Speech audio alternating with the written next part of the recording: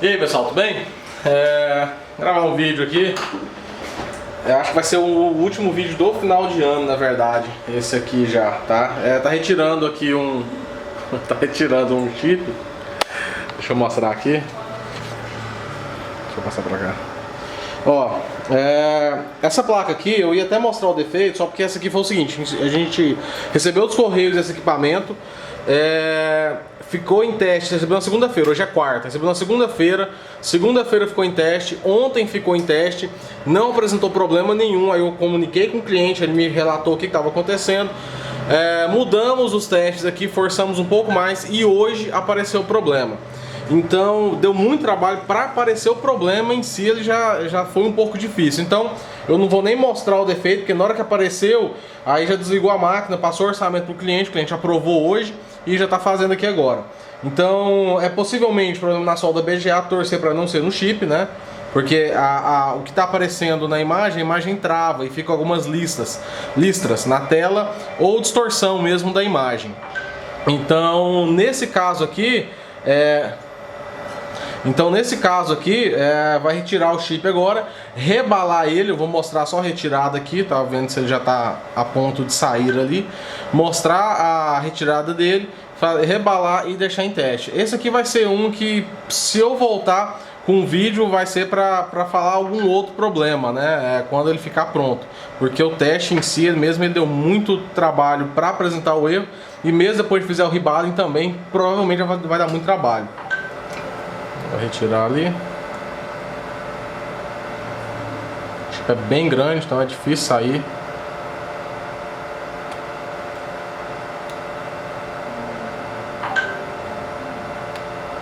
Vou usar os dois.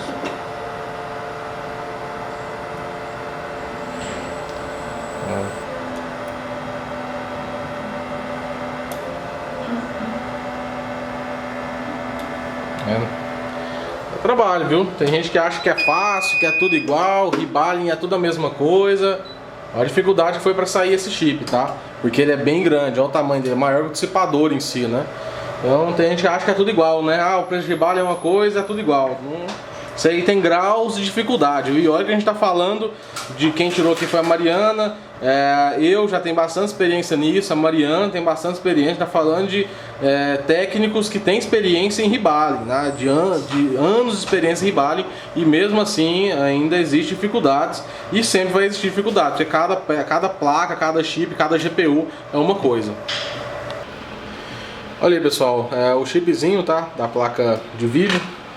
Tô fazendo a limpeza ali agora, a sujeira que fica, né? Obviamente vai limpar ali ainda, tá? Mas só uma préviazinha do chip que foi retirado. Vamos rebalar, a solda estava bem feia, eu não citei isso no vídeo, né? Até porque tava chegado gente aqui, eu tava meio desconcentrado, mas estava bem feia a solda, deu pra ver que a solda não tava bacana. Provavelmente a gente espera que a ressolda resolva o problema e tenha a placa aí para muito tempo, tá? Lembrando, tem que ser feito rebaling, tá? Não reflow. Isso é uma coisa que é antiga, já que eu repito, digo, mas eu não me canso de dizer, porque sempre aparece alguma placa ou algum técnico aí fazendo reflow em equipamento que não se deve fazer reflow, porque não funciona e estraga, piora.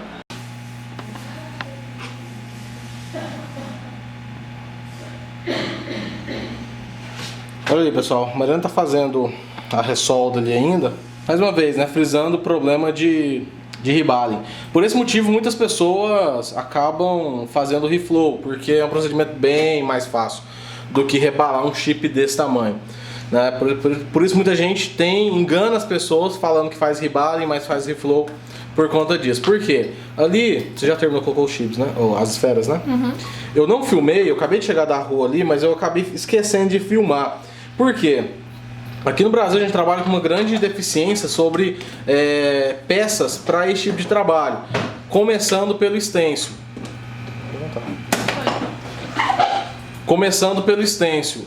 O que acontece? Esse stencil aqui, só tem um dele, Mariana? Ou tem mais de um? Não, tem dois, mas só que um não passa a esfera e o outro tá meio torto. Tá, vocês ouviram, né? Tem dois stencils, porque eu comprei um desse, certamente a gente foi usar e ele não estava 100% e eu comprei outro. Tem stencil aqui que deve ter uns 4 ou 5 modelos aqui na loja. E todos com problema. Por quê? Porque quem faz esses stencils, como é tudo chinês, né? Geralmente que produz, a qualidade a gente sabe que não é excepcional, né? Ainda mais para um serviço de manutenção. Um deles não passa esfera de 5, né? E o outro deles é torto. Então o que aconteceu? Desse lado de cá ficou faltando um monte de esfera. Porque o stencil não conseguia cobrir toda a área do chip. Então ela fez o reballing, soldou o que dava para soldar, mas aqui essa fileira do final aqui, que tem o que? 2 fileiras? Vamos ver aqui o foco. Ó, 3 fileiras, né? Essas 3 fileiras aí, isso as 3 fileiras que eu digo, tá? Desse lado até o lado de cima. Não ficou as esferas, então ela teve que colocar manual aqui. Então um procedimento de reballing pra gente que já tem treinamento, que já sabe fazer, que faz isso aqui corriqueiramente, sei lá, a gente gasta aí meia hora, isso aqui foram 3 horas para fazer, tá? Mais ou menos dá 2 horas, 3 horas para fazer isso aqui. Então, por que tem tanta gente que tem preguiça de fazer e mente sobre esse reparo? Porque é difícil, tá? Não é uma coisa simples de fazer. Então tem que valorizar muito quem faz, a verdade é essa, porque... eu tive não vou falar quem foi, mas é um cara bem conhecido aí, que até falou que ele tem uma empresa também lá em São Paulo, que contrata gente para trabalhar lá. A primeira semana é uma alegria, depois a pessoa vai desanimando, porque isso aqui é um procedimento que gastou 3 horas para fazer, teve que fazer manual as fileiras aqui, e apesar disso, tem a possibilidade de ser o chip com defeito, ou ter mais problema, né? Se tratando principalmente de notebook. A vantagem do notebook ainda a gente contra peça. Nesse caso aqui, esse chip aqui não vai ter, entendeu? Então, assim, tem que valorizar porque, infelizmente, muitos detonam a área aí, falam que faz rebalho, mas faz reflow por preguiça, né? Preguiça e falta de competência de fazer um serviço de qualidade aí, porque quer enganar as pessoas, a verdade é essa. Então, terminou aqui agora, o moço já estava terminando de soldar, passou mais uma camada de fluxo, né? Sem contar a quantidade de fluxo que passa. Ele está esfriando aqui para colocar na máquina de ultrassom e aí sim poder soldar na placa. A placa já está aqui. A placa já está aqui, já está limpa, né? Falta colocar o fluxo ainda, tá? Mas 3 horas aí para fazer esse rebalho. 2 horas, 3 horas para fazer esse rebalho. Não acho que vai dar para ver. Ele vai começar a soldar daqui a pouco ali, dá para ver as esferas bem ali na PCB já, né? Vamos ver se ela vai conseguir ao menos descer e vai dar pra ver, ó, tá soldando agora. Ó, tá brilhando ali. O chip automaticamente ele tem que descer um pouquinho. Ó, em cima ali desceu.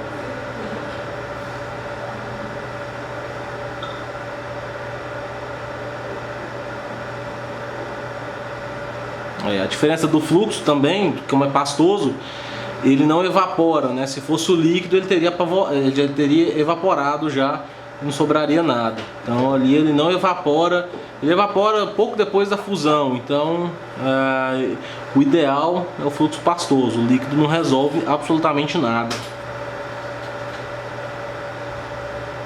Ó, tá brilhando, desceu. A parte de cima, a parte de baixo também desceu, mas é porque eu não estou conseguindo ver direito. Vou terminar aí, eu mostro depois a conclusão já. Bom, vamos lá. A plaquinha já está aqui, né? R9 séries ali, deve ser uma 280X ou uma 290X, né? Por ter 3 GB de memória aqui, mas enfim. Ela tem aqui o seu 1000 MHz de clock na GPU e 1500 MHz de clock na sua memória. Ela está rodando aqui, ó, já está ali rodando a 97% da GPU, 98%, né, subindo, mas dá para ver que está estável alto, né, tá bem alto ali, tá no máximo dela, praticamente o tempo todo. A temperatura da GPU 62 graus, uma curiosidade interessante dessa placa aqui, por isso que eu deduzo que seja uma 280X ou uma 290X, porque ela tem a temperatura do VRM. Isso aqui, o próprio Tech Power Up, ele habilita a função, ele aparece essa informação quando na placa tem a informação, ou seja, tem o controlador de temperatura que mostra isso, porque isso é uma questão de hardware. O software está só lendo e passando a informação, mas o hardware tem que existir, certo? Então ela é completa, né, vamos dizer. O que eu tô querendo dizer é que ela é mais completa por conta disso, porque ela tem até a temperatura do VRM. Dá pra ver ali, tem 2 sensores de temperatura. O VRM temperatura 1 tá 82 graus Celsius e o VRM temperatura 2 tá 80 graus Celsius com pequenas oscilações. Dá pra ver que o VRM esquenta mais do que a GPU. A GPU tá lá 62 graus Celsius, 63 agora, e travado nisso, tá? E o VRM 80, 20 graus Celsius a mais do que o próprio processador, que está a 100%. Os VRMs obviamente estão 100% também, né? Então, é engraçado, né? Porque o VRM esquenta muito mais e por isso dá tanto problema de queimar MOSFET, DRMOS, então, porque realmente esquenta bastante. Outra informação interessante que é a corrente, né? A corrente de entrada tá aqui, ó, 14 amperes, 12 amperes, tá oscilando aqui, mas ó, caiu aqui porque acho que mudou o vídeo, ele tá rodando a televisão 4K ali que eu mostro daqui a pouco.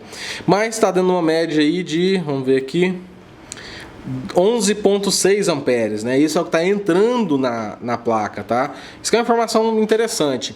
Essa aqui eu não soube decifrar, porque aqui está dizendo que a média de corrente é de 97 amperes.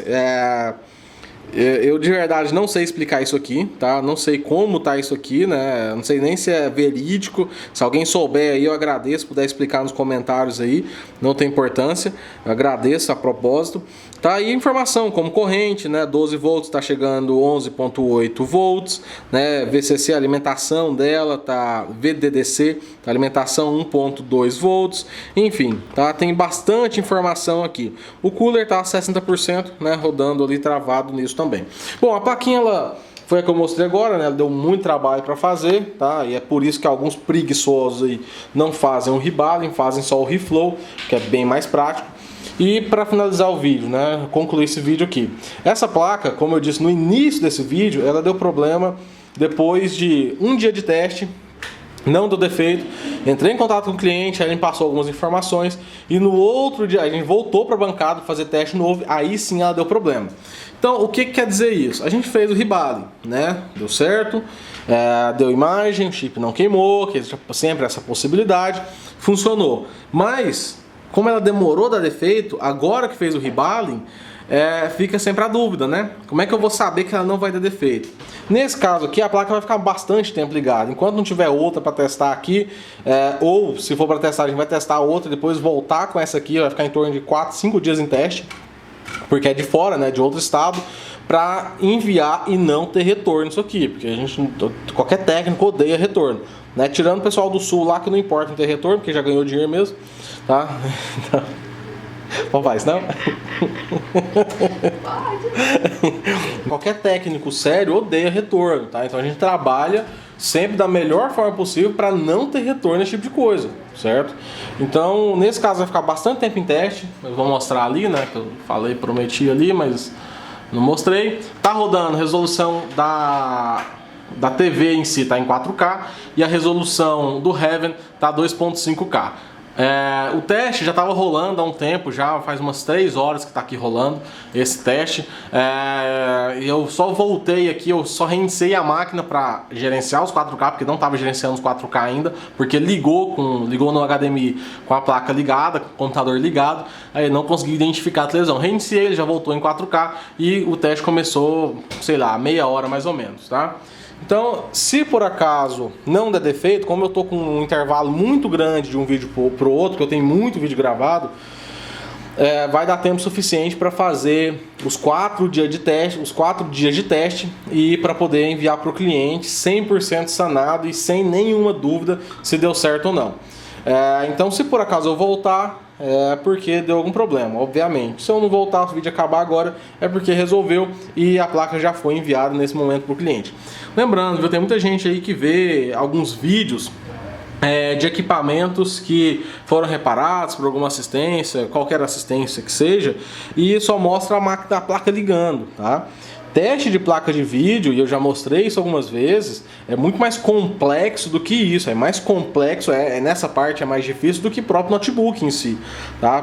Normalmente placa de vídeo tem que deixar muito mais tempo em teste, dá muito mais trabalho em si o teste, né? E só mostrar ligando não resolve nada, tá? Isso aqui que é o negócio, que tem que mostrar, o correto se mostrar. Tanto que a GTX 680, né, do Jaspion, que eu filmei, que já saíram para vocês, ela mesma foi um caso que eu até achei que tinha dado certo, né? Igual essa aqui, eu tinha finalizado o vídeo, mas durante os testes deu problema e não funcionou, não ficou 100%, e a gente teve que simplesmente falar para o cliente que não deu certo, tá? Então, se eu voltar é porque ela não deu certo e eu finalizo ela negativamente, né, não deu certo mesmo, ou com alguma esperança de alguma solução que a gente pode encontrar para ela se por acaso o defeito aparecer.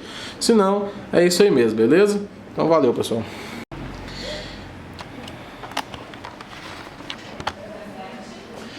E aí, pessoal, tudo bem? Queria falar sobre a placa ainda, HDR9, né? Calma, ela não deu problema, mas é uma coisa que eu queria passar ontem, acabei esquecendo. Ela acabou de desligar, ela está até quente ainda, está um pouco quente, porque está em teste essa 960, a GTX 960 aqui. Bom, queria complementar algumas coisas que eu achei interessante. Depois que eu gravei o vídeo eu pensei, putz, eu podia ter falado isso aí e acabei esquecendo. A placa está funcionando ainda, não deu defeito. Nesse caso que você fez a memória, né? Fez dois rebalem de duas memórias que estavam com problema e está em teste, porque ela estava dando tudo listrada aqui. Tá listrada até ela inteirinha. Agora já resolveu esse problema com o rebalem. E foi bacana ela colocar essa aqui para testar, porque olha aqui a diferença, tá? O programa é o mesmo da Tech Power Up, o GPU Z, a versão 2.5. Vocês podem ver aí há 30 segundos atrás, né, o vídeo da R9, e é o mesmo programa. Tá vendo aí que ela não tem nada sobre alimentação de corrente, a entrada da corrente, temperatura do VRM 1 ou 2, ela não tem opção. Por quê? Porque no hardware dela não tem esse hardware, essa peça que faz o controle de temperatura e faz o controle de tensão, de corrente. Ela não tem, ela tem alimentação aqui só, né? E só. Tá? Então assim, aqui eu quero passar, porque se for comparar, né? Pô, as placas são parecidas, né? As duas são dual fan. São bem parecidas, né? E aí que vem a questão de marca, e isso acontece bastante. Como eu trabalho, o meu trabalho principal é notebook, né? É o carro-chefe daqui da loja, né? Placa de vídeo vem em segundo ou terceiro lugar de equipamentos que a gente recebe, que é, como eu já falei algumas vezes, notebook é muito mais complexo que isso aqui. A vantagem é que tem mais peças, tu tem esquema, mas eletronicamente dizendo é muito mais complexo que uma placa de vídeo. Acontece bastante esse tipo de coisa, que é o quê? Pô, mas tem um notebook ali da Positivo, que é uma marca que quem me acompanha sabe que eu não gosto. Fala, Positivo é igual, tô pagando ali R$1.000 no Positivo, tem um Dell com o mesmo processador, que é 2 vezes mais caro. Por quê? É justamente por questão da qualidade das peças, porque esteticamente é igual, notebook nem se fala, notebook é tudo parecido, né? Não tem muita diferença. Tá? Então, por que que eu bato nessa tecla, né? A placa de vídeo foi um exemplo perfeito essa aqui, porque é uma placa antiga, né? Só porque ela tem muito mais hardware, né? Tem muito mais funções nela do que uma 960, que é mais atual. Não é tão mais atual, mas ela é mais atual do que essa aqui. Aí você fala a diferença de marca, modelo, essa aqui é o que? Gigabyte? Ela tem cara de ser Gigabyte. MSI? Ah, tá, MSI, tá aqui. Mas essa é a diferença, porque às vezes pega um modelo igual, só que marcas diferentes. Por quê? Porque o projeto em si, esteticamente, pro leigo que vê isso aqui, nossa, que placa linda, né? Mas a PCB não é de boa qualidade.